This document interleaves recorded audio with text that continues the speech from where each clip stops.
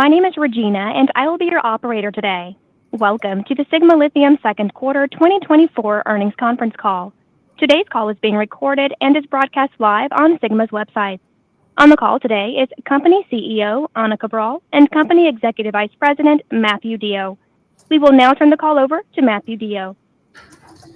Thank you, Regina, and good morning, everyone. Thank you for joining us for our second quarter 2024 earnings conference call. As Regina noted, on the call with me today is Company CEO and Co-Chairperson Ana Cabral. After the market closed yesterday, we published our 2Q financials, which are available both through SEC and SEDAR. Before we begin, I'd like to cover two items. First, during the presentation, you will hear certain forward-looking statements concerning our plans and expectations. We note that actual events or results could differ materially from the changes in market conditions in our operations. And additionally, earnings referenced in this presentation may exclude certain non-core and non-recurring items. Reconciliations to the most comparable IFRS financial measures and other associated disclosures, including the descriptions of adjustments, can be found in the back of the press release. With that, I will pass it over to Ana. Hi, good morning, everyone. I am very, very pleased to present to you with our second quarter 2024 quarterly results. We are actually delighted that we have managed to achieve all-around operational excellence, thriving in our financial results despite what it is a lithium price environment that we just do not control. So what we're going to show in these results is that we have what we control, all of our operational elements fully managed and actually demonstrating our operational excellence. So starting with the volumes, we further increased the cadence of volume sold to 22,000 tons of material shipped every 30 to 35 days. So that means we have achieved what we call reliability as a producer, which is linked to our ability to receive favorable rates and favorable terms in export-linked credit, meaning credit lines linked to our ability to continue to maintain this export track record. Another very important point in delivering our strategy was the ability to continue to increase the sales price premium relative to our competitors. That's a key element of our strategy, and it's a result of increased commercial assertiveness. So as we deliver cadence of volumes, and as we are rewarded by the banking system with more favorable credit linked to the export financing, we are able to continue to push, continue to exercise commercial assertiveness and therefore achieve a sales price premium. So these elements are all interlinked: performance, favorable credit lines, and then price premium performance. On the cost front, on the operational front, we are just delighted to have been able to print one of the highest cash margins in the sector, especially when this happened against the quarterly where the backdrop of top line resulting from lithium prices wasn't, again, something we controlled, but wasn't as favorable. So it means that by posting these cash margins, we do have our cost structure well under control. And at that, I mean, again, we're very proud of having reached our cost targets for 2024 ahead of schedule, meaning we continue to be amongst the lowest in the sector, and we managed to print every cost target that we indicated to investors early in the year for the year of 2022, and we're just in the second quarter, which just shows, the direction of this trajectory. We do believe that this is a result of a bottom-up, top-down culture. So it would be impossible to achieve all these metrics if we hadn't implemented what we call a culture of excellence and high standards amongst our employees. And that starts with a clean metric that's highly beneficial to them, which is safety. Again, we're very proud of having completed a full year with no fatalities, zero fatalities, and zero accidents without loss of work days, which means we send our people back to their families safe. And we've been doing that for an entire year, which is an incredible achievement for a young operation. That has catapulted us to the very top of the metals and mining industry rankings as measured by ICMM, the International Council of Metals and Mining Companies. There's just one company that ranks above us on these combined ratings. If you could please turn to the next page. So I think the summary of where we are is, again, we were able to combine three attributes that are quite unique and not easily combinable in our industry. We initiated our shipments last year in operating in large scale. We have been maintaining low production costs consistently, and we have been delivering the most sustainable lithium in the world. Our lithium became a brand for all attributes related to sustainability and traceability. Not one company in our space has been able to deliver what we call the trinity of metal producers since 2018, when our dear Pilbara initiated their operations. So 6 years have passed. Billions of dollars have been invested in the lithium industry, quite a lot of hype, a massive cycle, but not one company has been able to deliver the trinity that we actually have delivered, which demonstrates how rare an achievement this is. On the next page, then, I will encourage you to look at our operational highlights. And again, I'm going to start with the slide where we implemented this culture of excellence and high standards, which drive our entire performance and has been driving our entire performance throughout 2024. We're very, very proud to present this slide because the numeric quantification of our ability to operate our Grota do Cirilo industrial mining facilities adhering to the highest operational standards. We were able to surpass in the ICMM rankings dozens of much larger and much more mature metals and mining company producers, just demonstrating that we had to quickly rise to the occasion during our first year, meaning we didn't have a break and no slack was cut for us. Essentially, we had to, straight out of the gate, behave like a seasoned producer, commission like a seasoned producer, and ramp up like a seasoned producer. There are several operational milestones that we will be showing here today, which are actually rarely achieved by a company that's just 1 year old. And the rankings you see here are just one of these. The next page talks about our cadence of volume shipped, which again, we were able to establish that reliable cadence of product sales, which are hallmark of the operational maturity of a seasoned producer. We have sold 52,500 tons of our quintuple zero green lithium concentrate, both in the first and the second quarter, which means we were able to manage the cadence and reliability of our shipments. That was possible because of our enhanced creditworthiness at the end of the first quarter. So we were able to conduct what we call FOB sales at warehouse, which again are a hallmark of trustworthiness and reliability between Sigma and its clients when we transfer ownership of material at port to its final client before it boards the ship, which again is another operational maturity milestone rarely achieved by a company that's just 1 year old. The next page has a color coding because it just highlights two different moments in our 1 year history. Again, we are now a seasoned producer. We demonstrate shipment by shipment on this page that we have this cadence and reliability of consistently shipping 22,000 tons every 30 to 35 days, which drive our export credit lines increasingly more favorable terms and rates. And again, it underpins our commercial independence and commercial assertiveness.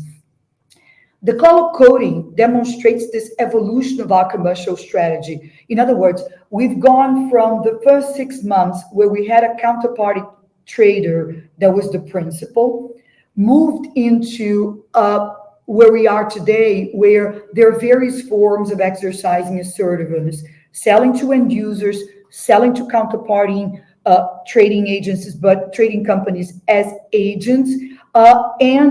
Again, this last shipment, this was capped, this 1 year was capped by sending the last shipment to Mitsubishi, which is a very large industrial keiretsu in Japan that just associated itself with 2 other automakers for EV strategy and EV development.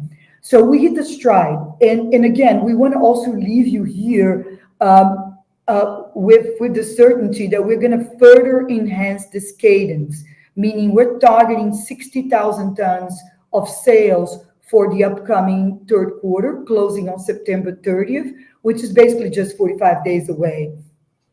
This track record that we established allows us to basically tap into these leading global supply chains for lithium. Again, going direct to, downstream members of these supply chains, because this is the result of this commercial flexibility.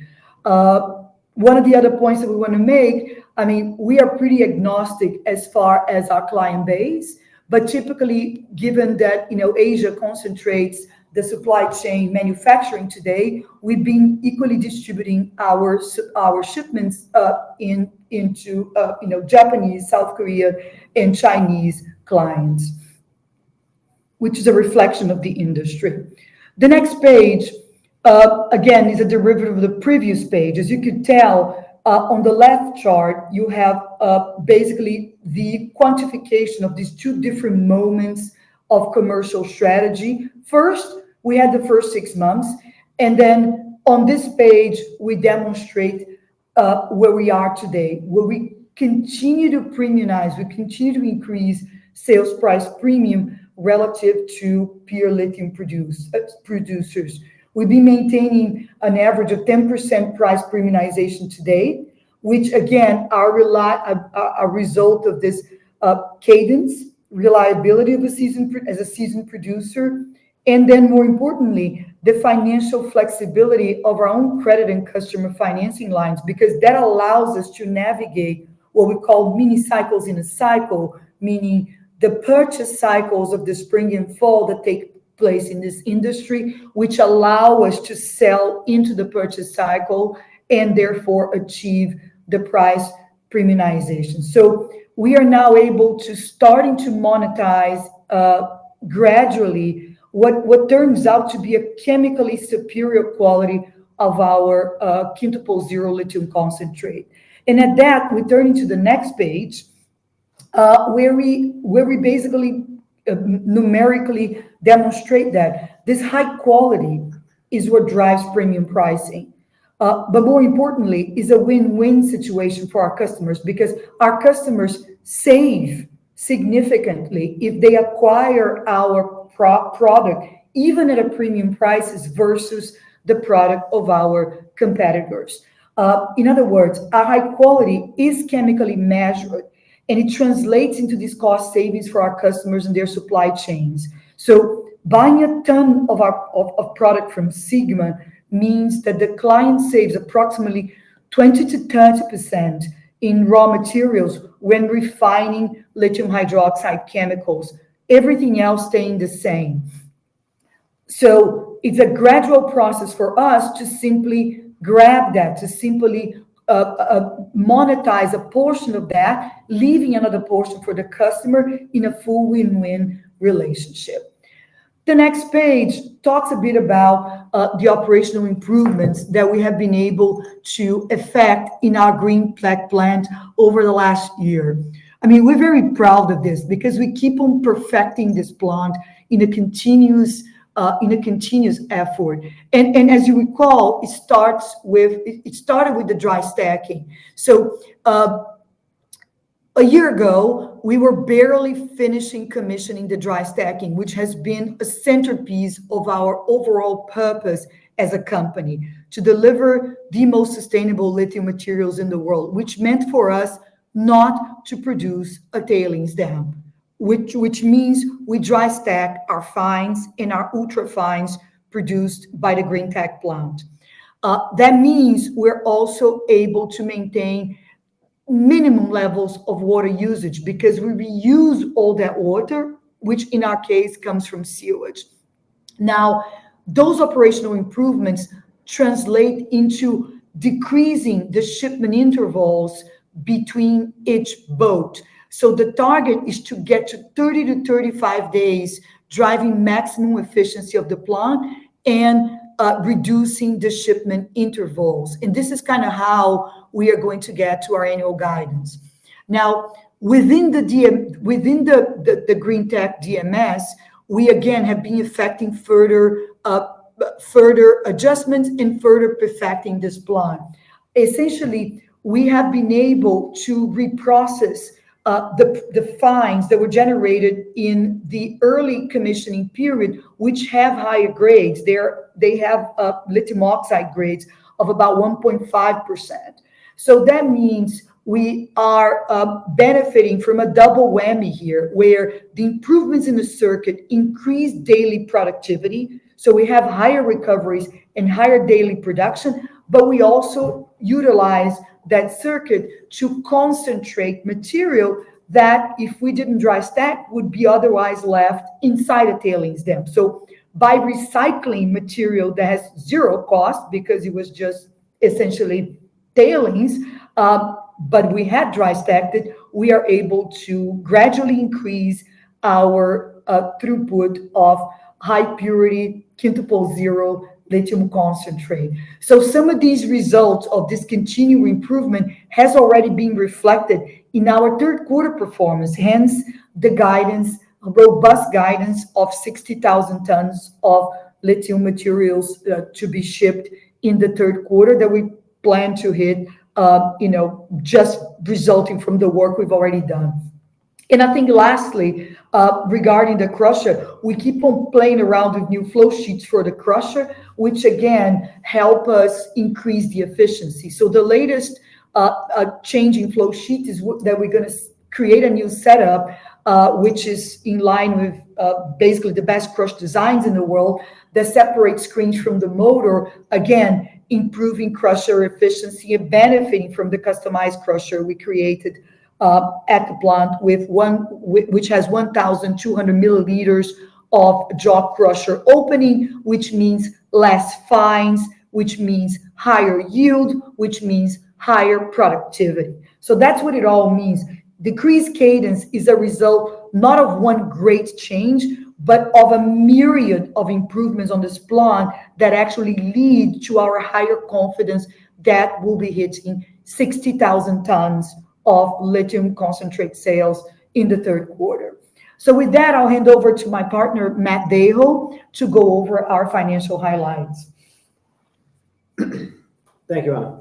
So in the second quarter, we reported revenues of $45.9 million on nearly 53,000 tons sold, which implies a CIF equivalent realized price for the quarter about $894 a ton. The top line was supported by strong cost management, which we will get into in a moment, but our FOB cash operating margins came in at about 54%, while adjusted cash EBITDA margins were closer to 30%. Production on the quarter totaled just over 49,000 tons. The company has spent energy go to the next slide here. The company has spent energy familiarizing investors with the implications of provisional price adjustments, particularly with the first few boats that shipped, and we did not have any offsetting settlements. We have taken steps to harmonize our EBITDA margins to balance out this volatility. What you're seeing on the left is an allocation of EBITDA margins for our business, assuming boats settled accurately without these provisional adjustments. The full breakdown of this math can be found in the appendix, but the message here is underlying margins for the business are far more stable than what the headlines would indicate.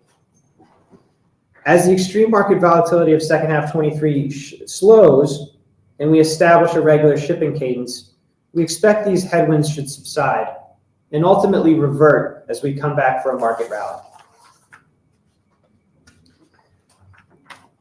On the right side of the slide, you had seen our FOB margins, which, as we had said, balanced out against peers, with Sigma happily finding its way towards the upper end of echelon of costs. And this is predicated on the hard work that I will discuss here.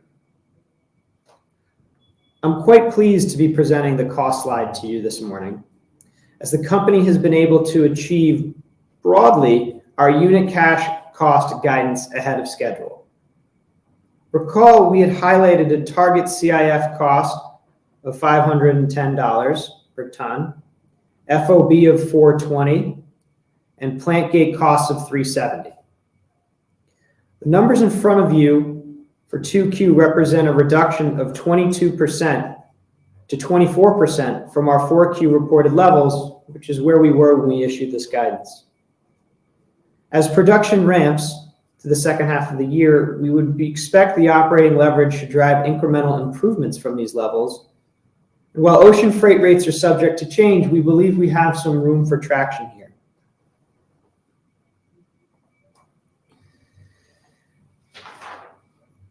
This is a reflection overall of, I think, how the hard work has paid off on our cost structure and how we see ourselves stacking up globally against some of our peers. We will continue to work through this cost and productivity initiatives to drive home a better cost structure. And this gets back to exactly what Anna had talked about as it relates to building an operational culture of excellence. And this is not our data, this is benchmarks, but I think it's a nice representation of where we think we've set and where we are delivering.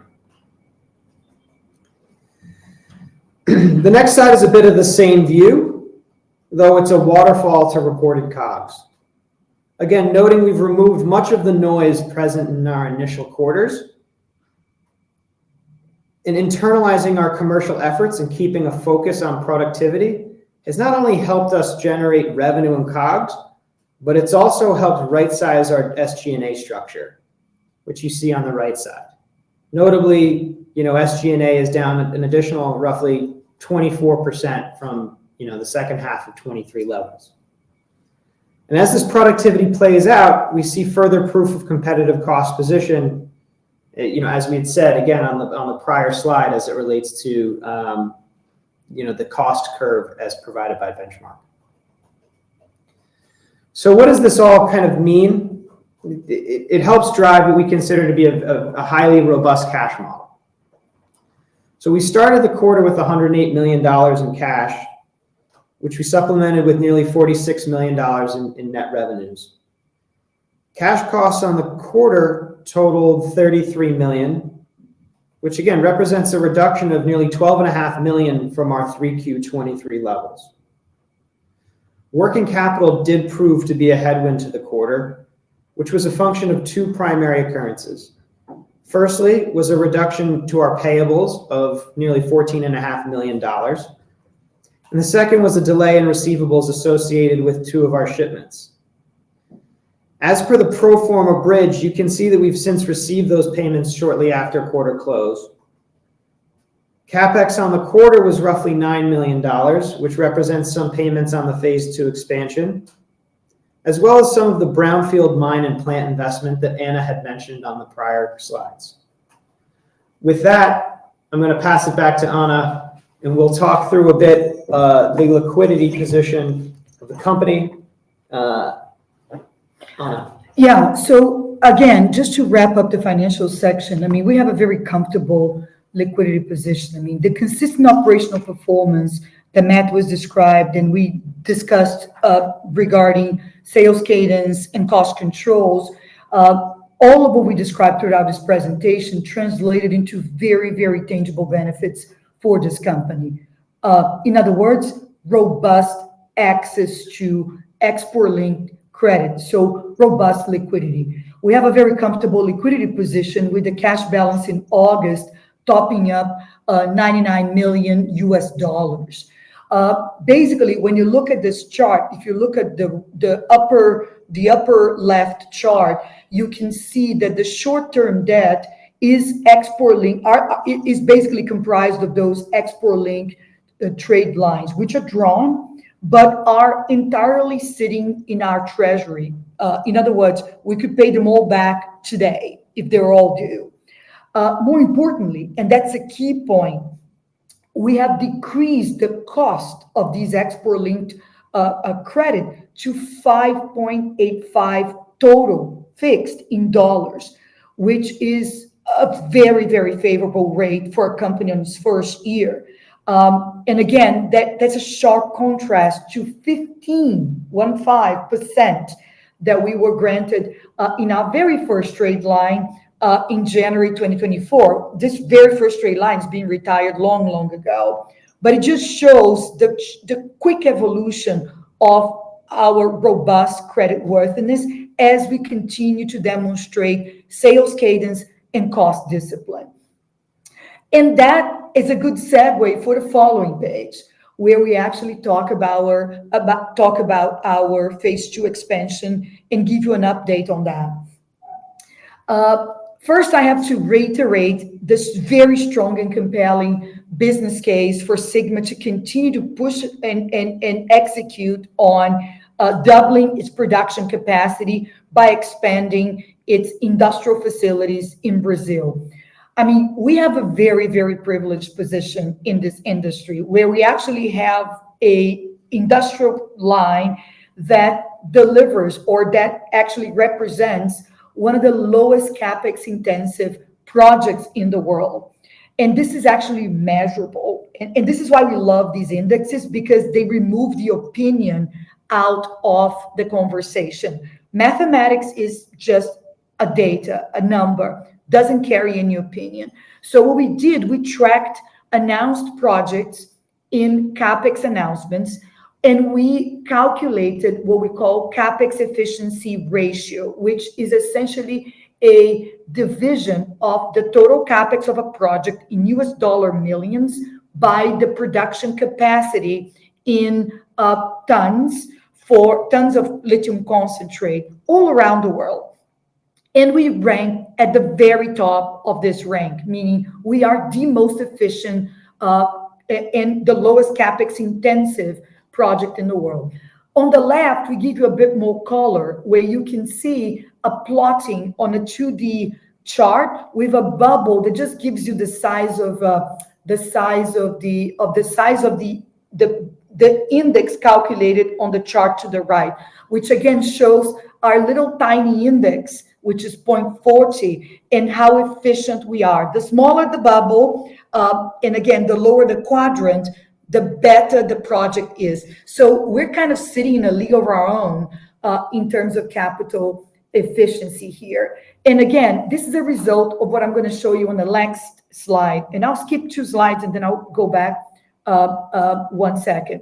In the next slide, you can see the aerial demonstration of our site, our industrial site in Brazil. You have 1 square kilometer of industrial facilities here. So when you see the layout, you can see that you have in green the existing inside the gate, or the capex infrastructure inside the gate.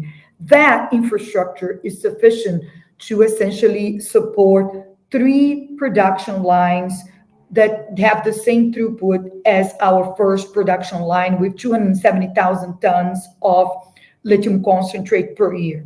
So benefiting from this existing capex infrastructure, which costs us almost $40 million US, we just need to build, in order to double production capacity, one line, as opposed to building line plus additional infrastructure.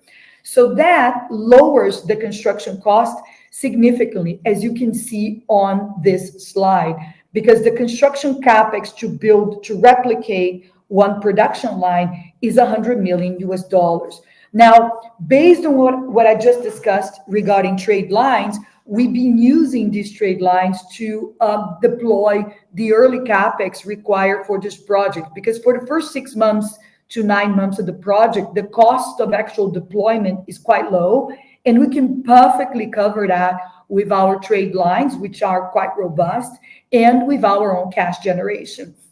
And so as you can see here, we have this cash position which keeps on getting replenished every month as we receive the proceeds of our very cadent sales. And then we essentially have these trade lines which are drawn but get replenished every month with our own cash generation internally. So we have an ample and very comfortable position to continue to execute our phase 2 expansion in the timetable that we have set forth, which is a 12-month construction period. We already started it. So if we look at the current slide, we have earthworks underway. We're conducting what a very important point, a very, very important point that we undertook doing phase 1 as well, which to conduct the suppression of the what we call the savanna, the desertic, semi-arid cactus bush vegetation, adhering to the very high standards of environmental sustainability. So we're doing what we call inventorying of species. We're doing fauna capturing. So if we find a fauna species, which are basically reptiles, so we capture them, we inventory them, and we deliver them to the appropriate authorities. So we're doing this adhering to the very high standards globally of what we call clearing an area for earthworks, which is exactly what we did when we constructed phase 1. So that's kind of how we operate. And you can clearly see here in the pictures that work being conducted by our own proprietary team, because that's an expertise we have in our own environmental department. On the next slide, it's just a recapping, right? Where are we going? Well, we are clearly on a very disciplined approach to reach 100,000 tons of lithium carbonate equivalent production, essentially by 2026. One production line at a time. We showed you the site, our industrial site. We have all the area we need there. There's 1 square kilometer of industrial area. The CapEx infrastructure on site supports 2 lines. And so what we're doing as a result of the lithium market environment, which we don't control, is to focus on what we control, which is to have a very disciplined approach to capacity expansion, meaning we're doing 1 production line per year. We're not doubling up on production lines, which basically gives us a very measurable and a very achievable construction project to deliver to our shareholders within the next 12 months. So at that, we're going to increase production capacity to approximately 80,000 tons of lithium carbonate equivalent, or 520,000 tons of lithium concentrate. We're hoping to hit that by this time next year. And then we're going to embark on the 3rd construction, which is, again, to put another parallel third production line with the same capacity, nameplate capacity of 250,000 tons of LCE, parallel to that. So very, very well planned, thoroughly executed, and we're simply just replicating what we've done on phase 1 with the same discipline, because ironically, we're always called to build these facilities when the market conditions aren't exactly bullish. So we have to exercise a discipline that has become our last name here at Sigma. The next page essentially talks a bit about the market and gives you a bit of color of the way we're seeing things. And I want to share that page with Matt a bit. I'll comment on the slide, and then Matt will comment on a few other slides. So I'll share the section with my partner here. This first slide, I'll cover that one. Essentially, it's pretty clear to all participants in the supply chain that the growth engine of electric vehicles this year is China. China has delivered almost 40% growth in the year in electric vehicles, all in, right? BEVs, PEVs sales. And China is bound to reach 60% of the global EV market by the end of the year. overtaking Europe, which means that China which is a result actually of consistent policy making exercise over the last decade, when China has enacted a very successful EV growth subsidy program. And when you think about it, and again, just to think about it, in 2019, EV sales in China were about 3% of total car sales. No one had thought that in 2024, just 5 years later, twice in a year already, EV sales surpass sales of combustion cars 3 or 4 times during this year already, meaning represented over 50% of overall cars sold in China. It's a remarkable achievement. And at that, I will encourage you to look at the slide on the left. So the global demand is essentially, despite the behavior of EV sales in the Western car markets, the global demand is clearly set on a path to reach 1.1 million tons of LCE equivalent by the end of 2024. If China continues just on the pace it is, we're going to need 1.4 million tons of LCE equivalent just by next year. What does that mean? It means you're going to need about 8 sigmas, right? 8 sigmas to reach these numbers, which is a pretty sizable number. In other words, the market is growing annually now, what is equivalent to the entire size of the whole market just 5 years ago, meaning the whole market was 200,000 tons LCE in 2019, and that is the volume that is added to the market in the bear case that prevails today, just basically having only China as a locomotive, which basically shows you that, you know, this market demand fundamentals are very much in there, because we never ever thought that we would see these kind of levels of lithium carbonate equivalent demand back 5 years ago in 2025. All of you remember the first time Roskill put out the 1 million ton LCE demand for 2025 in 2019, and that was the biggest bull case of the whole industry. Well, now that's our reality. In fact, it's our bear case. So I want to just recap these numbers, because sometimes we get lost in the day-to-day of the ebbs and flows of prices, and we forget how compelling the actual fundamentals of the industry are. Yeah, and to build on that a little bit, as we talk about some of the dynamicism of the industry, we don't have a slide on this in particular, but what we've seen, it's been encouraging, is the flywheel effect of lower prices stimulating demand in other markets. And I think we've seen a number of market commentators talk about the strength in energy storage the last quarter or two, and Tesla's Megapack numbers over the last 2Q results kind of reflect the improved economics of energy storage projects as prices for batteries fall. And that's kind of economics curing economics a bit here. As it relates to what we see on more of a micro level, as Anna had mentioned early on, right, we don't control lithium prices, and the market is obviously working its way through a bit of oversupply over the last 12 months. But what we have also is a seasonality that's increasingly present in the market. What you see on the top of the slide here represents Chinese production growth of lithium chemicals. The growth primarily, as we've discussed over time, occurs in the summer and ebbs in the winter. It's not to say that Chinese production growth is not growing year over year. It is, and we see that, and that's obvious in all the data points.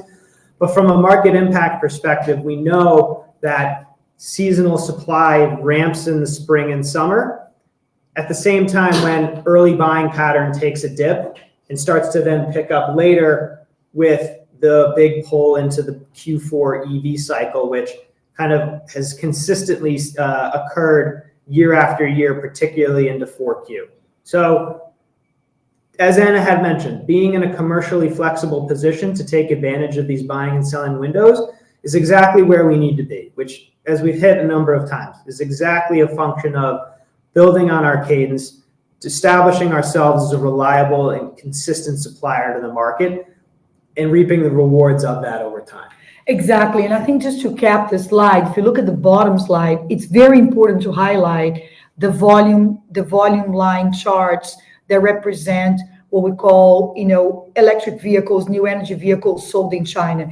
If you look at the various colors, each color is the volume sold in any particular year. So if you look at the bottom, we start the series in 2020, and then we go to 21, 22, all the way to now, which means a very large amount of electric cars are actually offered to the customers, offered to consumers in the same buying pattern, seasonality of combustion cars, because consumer behavior regarding cars, regarding how they're powered, hasn't changed, which means consumer like to buy cars in the fourth quarter. Like consumer like to buy things in the fourth quarter. That's classic retail consumer purchasing pattern.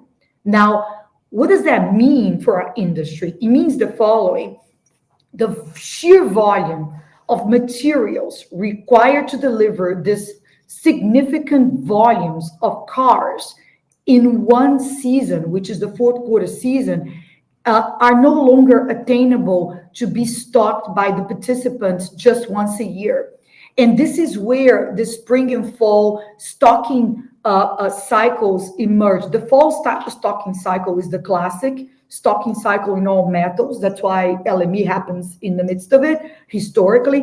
But then the spring stocking cycle is emerging with a very clear pattern, as you can see in the data points mapped out and highlighted by Matt, because the industry typically, the supply chain participants do not have a strong balance sheet that would allow them to just follow the EV industry into one annual restocking or stocking period. So they distribute it throughout the year into spring and fall stocking cycles. Because again, the sheer scale of electric cars has increased too dramatically over the last 5 years, and it hasn't been matched by consolidation in the supply chain away from batteries. Batteries are consolidated, but the rest of the supply chain just isn't. It's just a small balance sheet set of participants. So with that, I want to basically close with I want to present you with my closing comments. I think clearly, Sigma did not benefit from any of this execution in its valuations. We're still trading like a pre-operational developer company. In other words, we are now a large producer. We reach cadence. We have credit worthiness of a very large producer at 5.8% in dollars a year. But none of this is reflected in our valuation, which still kind of looks like the valuation of a developer. So essentially, probably that happens because we ramped up over the last year, which has been one of the most complex years for the lithium markets. It's seen so much change, and it's seen so much lithium price volatility. None of this we control. But what we do control, our operational performance. So when measured against the two leading companies in our sector, clearly, no matter how you measure this, volumes or market cap, we are significantly undervalued. And we also want to take the occasion to welcome Pilbara to our neighborhood. And when measured against Pilbara, you can clearly see that we remain significantly undervalued. And we want to commend Pilbara for taking advantage of that and joining our neighborhood, acquiring lithium resources. We're very proud of you joining our emerging Lithium Valley territory. And we want to, welcome to Brazil, essentially.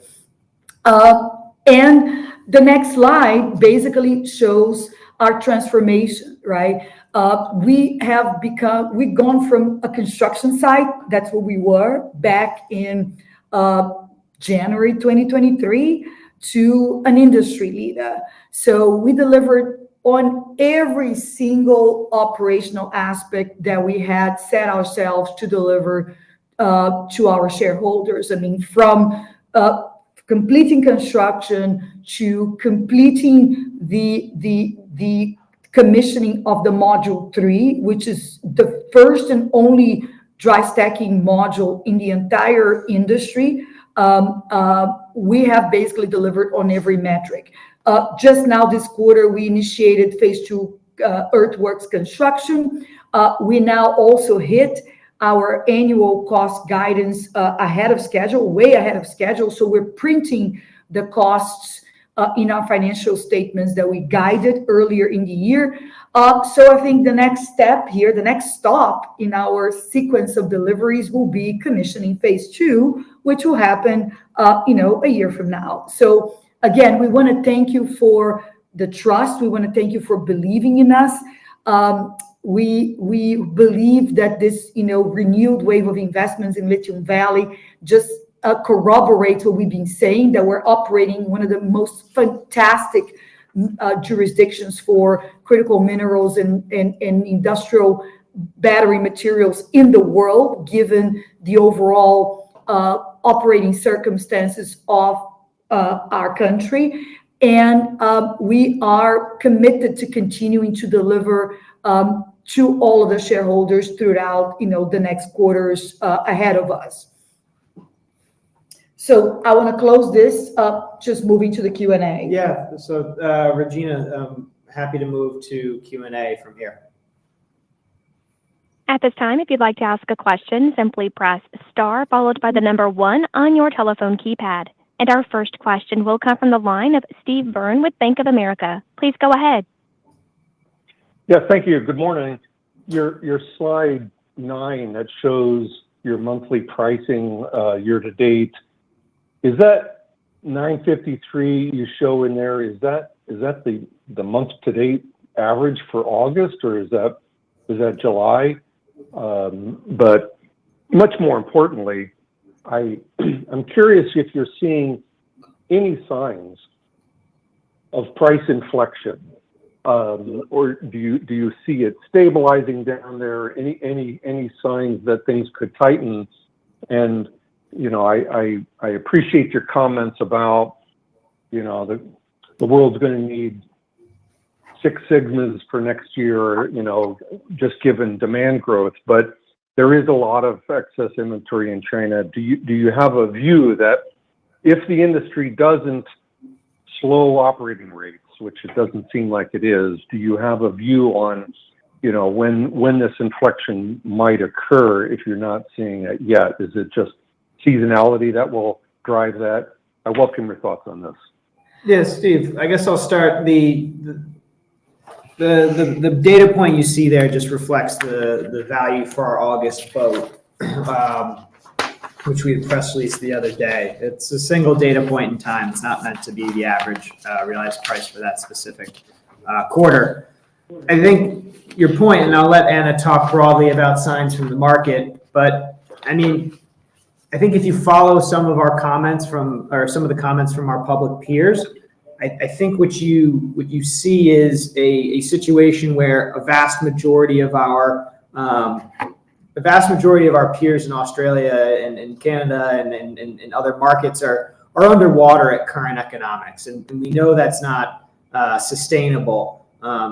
It's always hard to tell when that specifically pays out from a supplier perspective, but if you can just look at some of the reported numbers that we've seen and some of the discussions we have on cost targets, particularly from traceable sources,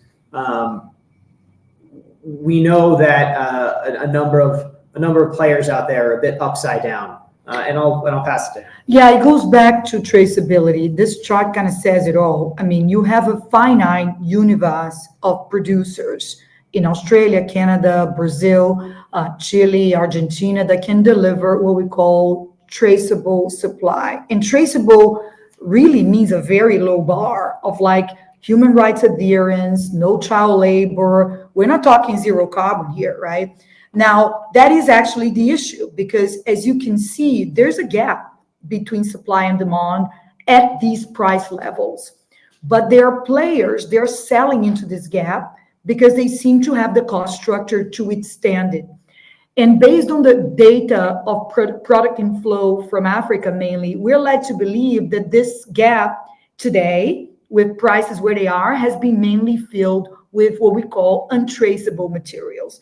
So this industry is now at a crossroads, because you will have to collectively decide what kind of materials it wants to use to build their sustainable green cars. I mean, if the industry decides that it's acceptable to use materials that, infringe human rights and child labor rules and basic traceability rules to build green electric cars and sustainable electric cars, and if the industry believes that as the penetration rate increases, consumers are going to accept that, well, I think we're going to go in a certain path. But our personal view is that these traceability standards are going to continue to be highly enforced, especially by industry players. And I mean, across the board, Chinese battery makers, South Korean battery makers, Japanese battery makers that do deliver their materials into the, top-notch supply chains, into the leading supply chains in the world. So we believe that over time, you're going to see a movement where untraceable material either complies and becomes traceable, or it just disappears from at least the EV battery supply chain altogether. And what fraction of global supply, Anna, would you say is untraceable? And does that happen to be higher on the cost curve?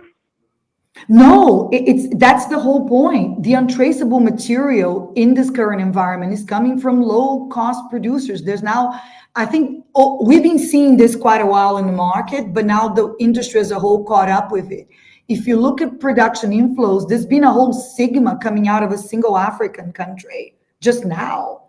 So clearly, there isn't an industrial facility of the standards that we have delivered in that one country. So it's artisanal production of lithium. Again, lithium is not rare. So because lithium is everywhere, I think it puts an extra burden on automakers to enforce traceability and enforce sustainability, because again, just like what happened to cobalt, like what happened to tantalum before, all the way to blood diamonds, the risk is to basically kill the chicken that laid the golden eggs. Is consumers kind of, turning, let's say, resistant towards these cars because they'll be challenging their own sustainability, resulting from the, let's say, traceability of the materials that go in building those cars.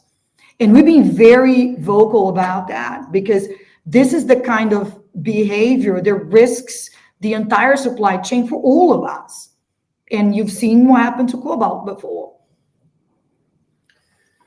Thanks. And if I can just squeeze one in, Sure. this technology that you've implemented to recover more lithium out of the finds, is this something that you had anticipated in the past and just implemented, or was this just from your engineers figuring out a way to recover that? Does it have any impact on what you would view as your production capacity because of this? It does, because ultimately, I mean, it's not anything, let's say, exceptional that we've done. What we've done is the following. The dense media separation method is one that's constrained by the capacity of the concentrator, the centrifugator, which in our case is 250 ton an hour at 100%, but the design capacity is 237 tons an hour. So that's a constraint.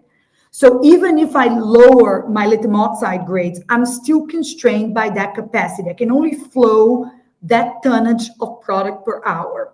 So this is a characteristic of my industrial plant, the green tech plant. Now, what have we learned? We learned that the higher the quality of the pre-feed into the centrifugator, into the dense media separator, the higher our recovery. So what we're doing is a very elaborate system of screens and pre-screening and preparation of the feed that goes into that capacity, which unfortunately is fixed. It can only be increased with an expansion. so that I increase recovery, so I increase yields. By feeding better material, pre-purified, pre-screened material, I am able to achieve better results in the dense media separation. That's what we're doing, and we've already gotten there. Now we've hit a stride over 700 tons a day, which is something that in the past would have been called, an exceptional day. Now this is our regular days, and we're hoping to move that further upwards to even higher levels of daily production, closer to 800 a day. So that's kind of what this depuration of the feed that goes into those centrifugators do for our production throughput, for our yields. Thanks, Steve. We'll go to the next one.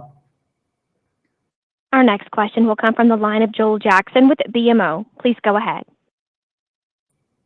Good morning, Anna, Matt. Anna, thanks for all the commentary on phase 2. So a bit of a technical question, and there's obviously a bit of dispute going on some of the land inside where your reserve is or where the asset is for phase 2. If you don't get some sort of agreement there, can you proceed on phase 2? Would you have to move phase 2 to a different part of the resource? What will give you confidence legally for the company that you can advance phase 2 as designed on the land you want to do it on? Joel, I think there's a massive confusion on your end here regarding land disputes. The only thing that's actually in there, it's essentially an ore body that doesn't have anything to do with phase 2, that sits between phase 2 and phase 3, that's independent of those two phases, and that has nothing to do with Sigma. So phase 2 is to the left of that ore body and is absolutely not connected to it. So we can go about our business irrespectively of what happened there. Now, what's the most important thing is that area is actually controlled by me. So I have 51% of that area. It's a Brazilian corporation. So even if that were to become an issue, I would obviously resolve it favorably to Sigma. So it's a non-issue. So going back to it, essentially, what we are doing is just proceeding with our plans, business as usual. I mean, we got Barreiro, which is phase 2 giant ore body, which can be accessed by all sides. The mining concession belongs to Sigma. The overground belongs to a company that's affiliated to Sigma. So, it's business as usual, proceeding business as usual. You might be referring to the noise my, let's say, former husband tried to make to create that sort of misunderstanding. But it's great that you raised this point, because it's an opportunity for me to clear it out for all of the participants in this conference. That noise has nothing to do with Sigma. In fact, I have great news for everyone in attendance. My divorce has been declared quite a while ago. And as you can all see, I'm still here, Sigma is still here. There's been no implication to Sigma of the declaration of my divorce, the split of the assets, and business as usual for all of us. So it was just, as Shakespeare says, much ado about nothing. But it's understandable in a divorce when one of the parties is less wealthy than the other one. Okay, so my next question has to follow Shakespeare. Thanks for the answer. You also, so it's really great in the cost targets. I think you absolutely hit them, mid-24, as you said you would earlier this year. So that's great. Now, you also had an SG&A target, that you want to hit. And obviously, when you have a downturn in pricing, you want to get lean and tight. It seems like the SG&A is still staying up there, and there's also some legal costs you're having. Can you talk about, what can you do to get the SG&A down more to what you want to get to? Joel, I'll take this one, right? And part of this is, it's hard. When we brought out the SG&A guidance, it was a bit of a discussion around what we needed to sustain phase 1 operations, but obviously we have intention to grow. And so what we've been building is a operationally and commercially sophisticated organization to give us the platform to double capacity and to triple capacity, right? As we talk about things like internalizing our commercial capabilities and let's just use that as an example, right? We've had to build out the commercial team. In the grand scheme of things, I think you can see the implications on the reduction to our sales expense on the income statement and what that means for real dollar savings, but it also means some creeping costs on the back end. But look, scale is our friend at Sigma, and SG&A is a key area where we will be able to scale because we do not need to double our SG&A to double our production capacity. So we're kind of caught in a little bit of this framework of a growth company and trying to also be the right size for when that situation arises. But again, things like SG&A, that on a per ton basis will not get fully cut in half, but it'll get pretty close as we grow. And that's part of the leverage in the operating model that we really are looking forward to.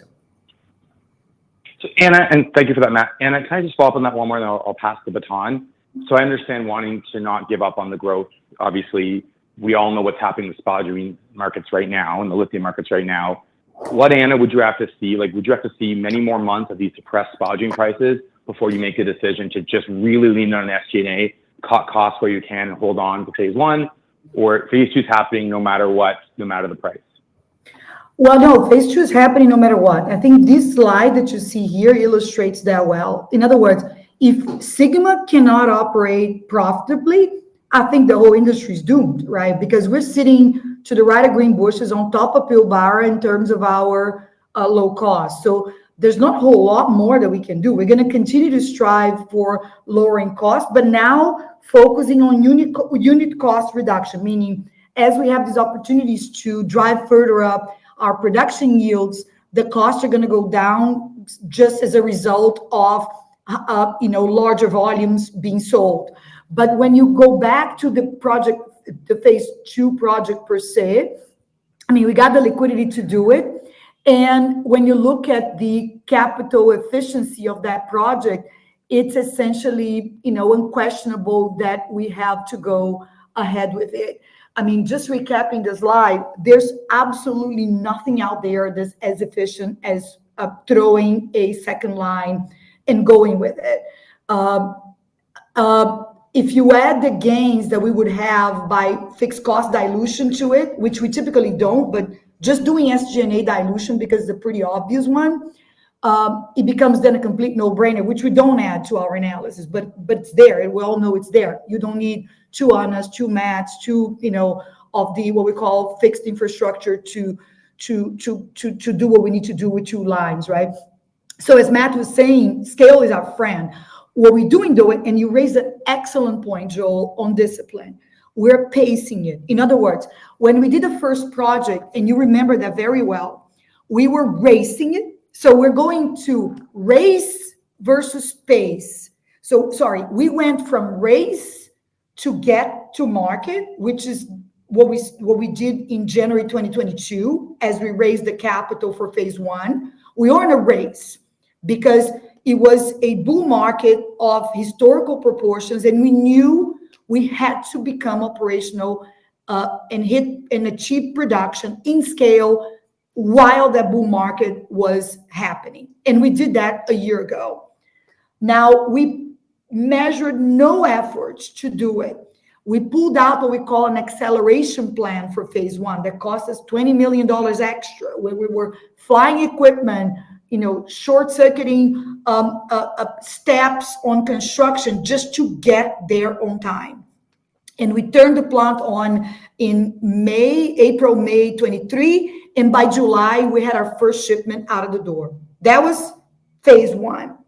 Now, very, very different environment. So it's interesting because the environment now reminds me of the environment that we had when we were doing the detailed engineering for phase one, which was still during COVID, not the best part of COVID, the earlier 2020, which is a very challenging environment. So we went back to the drawing board, to the project execution plan timeline that we had then, which is a 12-month comfortable, we call 12 to 15-month comfortable, and we already started project execution timeline, meaning we're not using the acceleration budget whatsoever.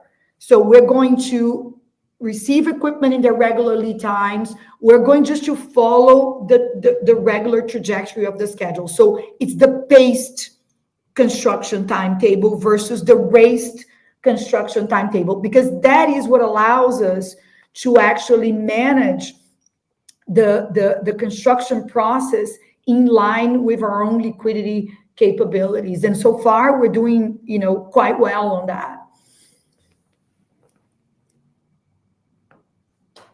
And again, for any questions, press star one. And your next question comes from the line of Andre Krupnik with Drakewood. Please go ahead.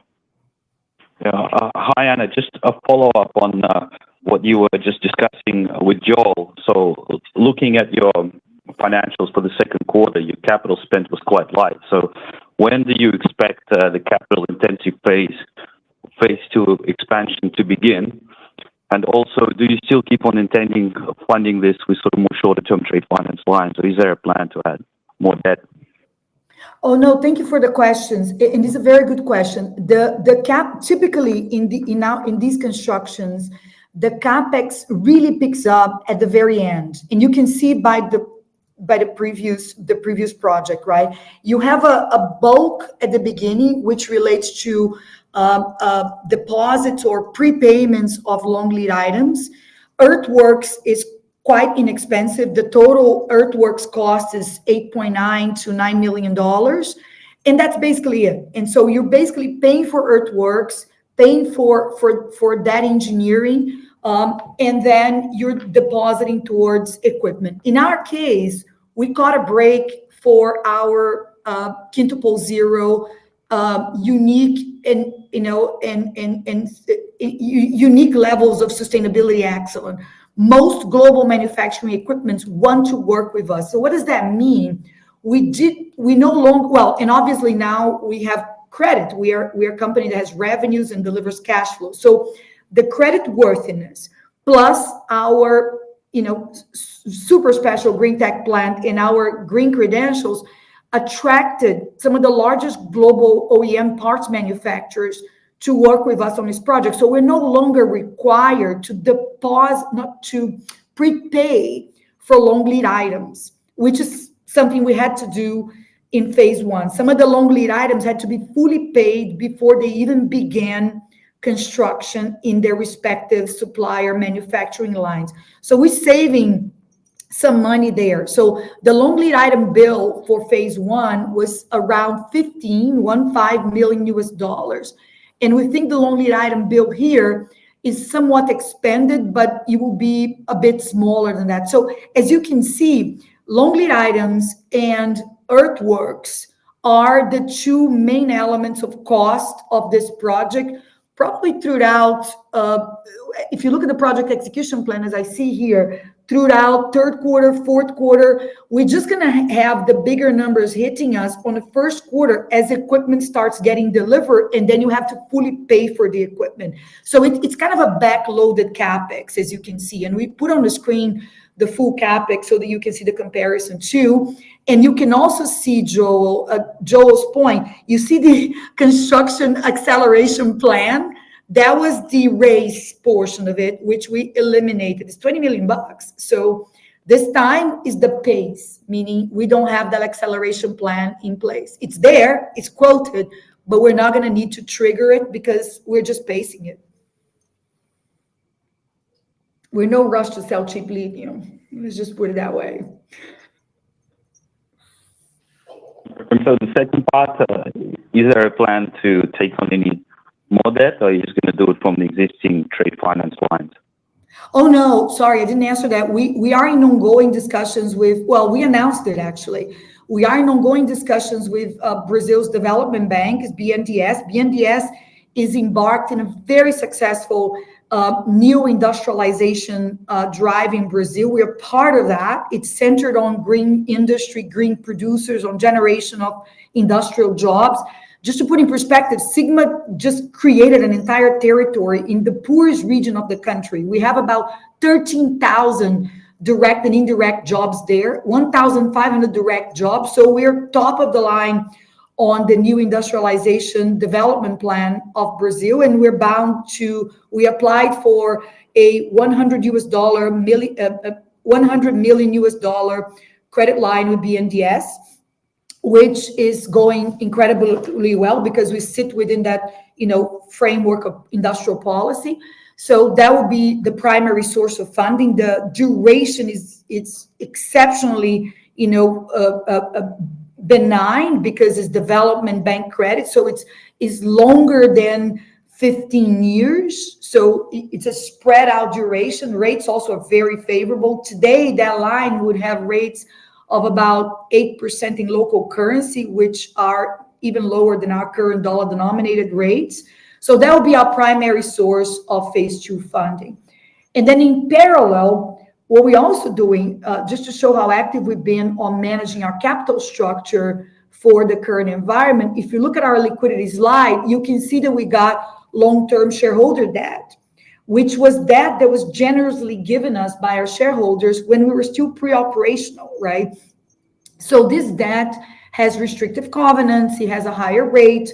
So we're also in active dialogue with the banking community to conduct liability management on that debt, where we're planning to replace that debt, even though it's benign, is maturing in 2026, and it was given to us by a shareholder. We're planning to replace that debt with commercial banking debt as well. So we're very active in the debt markets as we speak at the moment. Development bank debt, duration of over 15 years for the actual, cornerstone centerpiece of building the plant, and a commercial bank debt for, amongst other things, conduct liability management on the shareholder debt. That will conclude our Q&A session. I'll hand the call back over to Matt. Thank you, Regina. And with that, we're going to close the call. I appreciate everybody's time this morning and tuning in, and we will see you on the conference circuit over the coming weeks and months. Thank you. Thank you for the trust. Thank you for sticking with us. What we want to close with is the best is yet to come. And you can see we've been joined by a very prominent neighbor. So it's now just me saying that Brazil is really one of the most fantastic jurisdictions for industrial lithium production in the world. And we're hoping that all of you, our shareholders, will continue to benefit from that tremendously over the next couple of years. That will conclude today's call. You may now disconnect.